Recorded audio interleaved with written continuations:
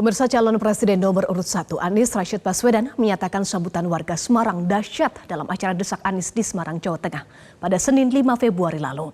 Dalam kesempatan ini Anies menegaskan ketika terjadi kemampatan aspirasi politik, kampus akan menjadi artikulator. Kampus tidak berpolitik secara partisan, tapi kampus berpolitik kenegaraan. Mari kita sambut abah kita semua, calon presiden Indonesia, Anies Baswedan. Selamat datang. Ada acara pesta demokrasi seantusias ini. Datang tanpa dimobilisasi, tanpa nasi kotak, tanpa uang transport, tapi bisa semeriah, seramai, dan sesemangat ini. Semarang dahsyat, betul. David, saya tadi dapat kabar, katanya rekor pendaftaran Desak Anies ada di kota Semarang. Saya bisa katakan, yang banyak artis di sana, tapi yang banyak penonton di sini. Dan yang di sini yang memang ingin melakukan perubahan. Iya, saya bayangkan David, kalau tidak ditutup, karena kapasitasnya terbatas. Bahkan saya dengar ada yang di luar, boleh kita sapa yang di luar sana tuh. Katanya ada yang di luar pakai videotron karena tidak sanggup sampai ke dalam tempatnya. Tadi menggambarkan, ini bukan soal artis. Ini kita mau sama-sama berpikir untuk Indonesia yang lebih baik buat masa depan kita semua. Oke, siap ya? Siap ya? 1-1-1.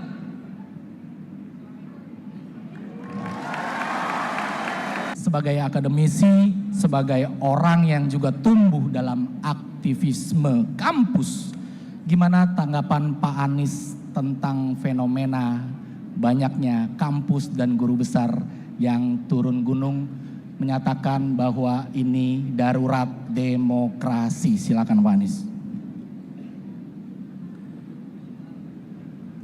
Ya, ketika kita berada di dalam sebuah sistem politik, demokrasi apalagi, ada saluran-saluran yang dipakai untuk menyuarakan aspirasi masyarakat. Di mana itu DPR, partai politik, itu adalah saluran-saluran yang menyuarakan aspirasi rakyat. Nah, ketika saluran-saluran itu berfungsi, maka kampus akan konsentrasi pada urusan pendidikan, pada urusan penelitian. Kenapa? Karena proses politik berjalan. Apa yang jadi aspirasi diproses.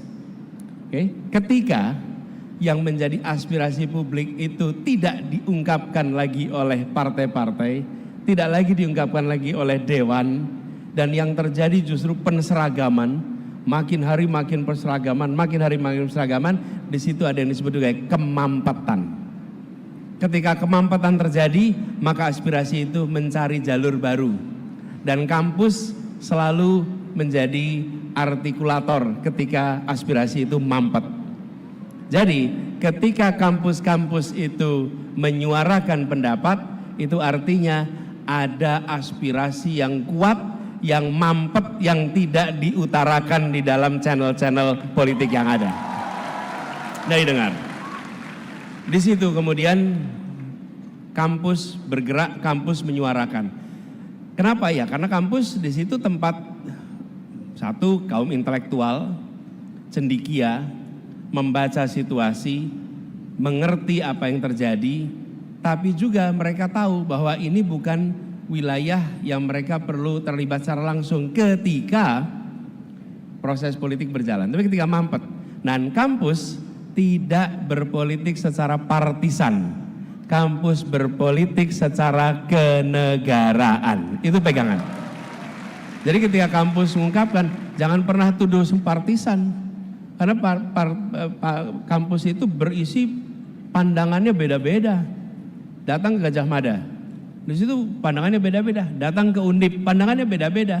Tapi begitu sampai kepada urusan etika, urusan tata negara, mereka berpandangan sama. Jangan rendahkan proses demokrasi, jangan rendahkan etika, karena itu prinsip yang harus dijunjung apapun afiliasi partai politiknya.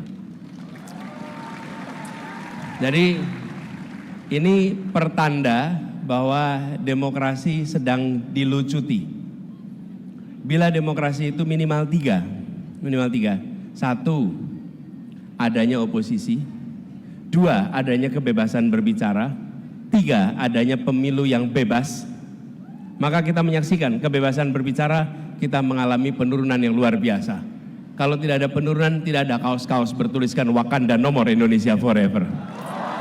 Nah, itu ungkapan mencerminkan situasi. Yang kedua adalah oposisi. Yang ketiga, pemilu yang bebas.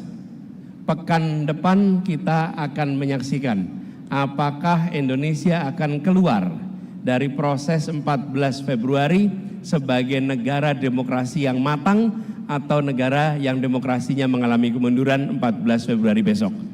Dan kita yang di sini punya tanggung jawab konstitusional menyelamatkan demokrasi pada saat pemilu 14 Februari besok. Jangan biarkan pemilu itu diambil alih oleh mereka-mereka yang ingin melanggengkan ketimpangan di Republik ini. Jelajahi cara baru mendapatkan informasi. Download Metro TV Extend sekarang.